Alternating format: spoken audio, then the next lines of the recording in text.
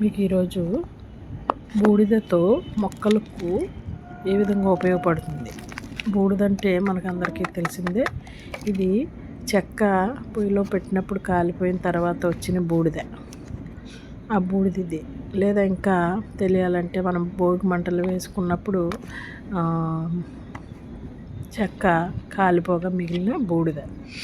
అయితే ఈ బూడిద వల్ల మొక్కలకి ఏ విధంగా ఉపయోగాలు చెప్తాను ఇప్పుడు. అయితే ఇది మనకి ఈ బూడిదని డైరెక్ట్గా ఇలా మొక్కల్లో వేసేసుకోవడమే. దీన్ని మనం పెద్ద కష్టపడాల్సిన విషయం ఏమీ లేదు. మనకి ఎక్కువగా ఈ బూడిదని పల్లెటూరులో అది చూస్తూ ఉంటాము. అయితే ఇది దొరికినప్పుడు మనం తీసుకొచ్చి మొక్కల మధ్యలో వేసుకుని ఇలా వాటర్ పెట్టేస్తే అది వెంటనే అబ్జార్బ్ అయిపోతుంది, భూమిలో మట్టి లోపలికి కలిసిపోతుంది. ఇది ఎన్నో రోజులు పట్టాల్సిన అవసరం కూడా లేదు, వెంటనే భూమి లోపలికి కలిసిపోతుంది అన్నమాట. అయితే ఆ విధంగా డైరెక్ట్గా వేసేసుకోవచ్చు పెద్ద పని లేకుండా. ఇంకా మనం అలా కాకుండా దీనివల్ల ఉపయోగాలు ఏంటి చెప్తాను ముందుగా. అయితే ఆ విధంగా డైరెక్ట్గా మొక్కల్లో వేసుకోవచ్చు, లేదా మనం దీన్ని ఇంకో రకంగా కూడా ఉపయోగించుకోవచ్చు. ఇది చూడండి, మట్టి బూడిదలో బొగ్గు. ఈ బొగ్గు గురించి తర్వాత వీడియోలో చెప్తాను. బొగ్గులు కూడా కలిసినాయి ఇందులో.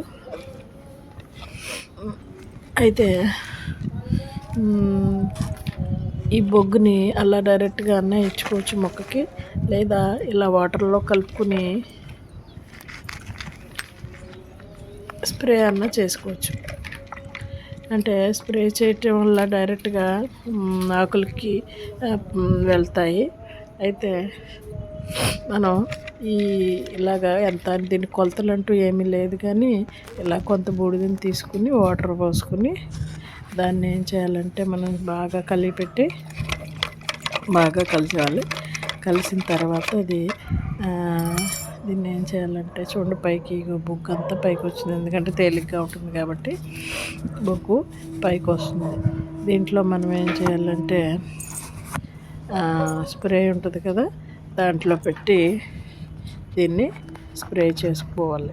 అయితే ఇది ఏ విధంగా మొక్కలకు ఉపయోగపడుతుంది అంటే, ఇది మన మట్టి ఎప్పటి నుంచో మనం కొన్ని మొక్కలు మట్టి అలాగే ఉండిపోతుంది.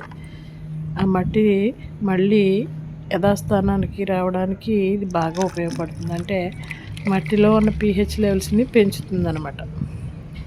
దానిలో ఉన్న పోషకాలను మళ్ళీ తిరిగి తీసుకురావడానికి ఈ బూడిద అనేది ఉపయోగపడుతుంది.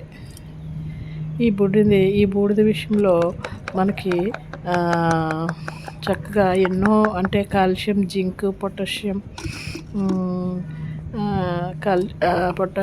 మెగ్నీషియం కూడా ఉంటాయన్నమాట. ఇవి మొక్కకు అందినప్పుడు మళ్ళీ మొక్క ఏం చేస్తుందంటే మళ్ళీ దాని యథాస్థానానికి వస్తుంది. ఇలా చూడండి, ఇలా కలుపుకొని మనం వాటర్లో కలుపుకొని డైరెక్ట్గా ఇలా మనం స్ప్రే చేసుకోవచ్చు. ఇలా మొక్కకి స్ప్రే కూడా చేసుకోవచ్చు, లేదా డైరెక్ట్గా మొక్కకి వేసేసుకోవచ్చు. ఎక్కువ మొక్కలు ఉన్నట్లయితే ఎక్కువగా కలుపుకుంటాం, తక్కువగా ఉన్నట్లయితే తక్కువగా తీసుకుంటాం అన్నమాట. ఈ విధంగా మనం తయారు చేసుకోవాలి.